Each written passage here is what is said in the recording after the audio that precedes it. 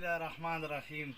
ورونو او دوستانو، مونږ او تاسو بلکې ټول انسانیت کامیابی الله تعالی پوره دین کې چې پوره دین زموږ په زندګۍ کې راشي.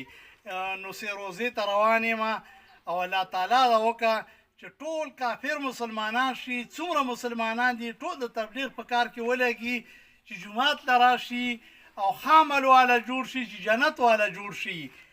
بس تبلیغ کې رودا خواریه چې معاملات صحیح کړه، معاشرت صحیح کړه او اخلاق صحیح کړه، ګاونډي سره به ښه تعلق کړي او ماشومانو به شفقت کوي، مشرانو به قدر کوي، دین د علماء کرامو به قدر او احترام کړي.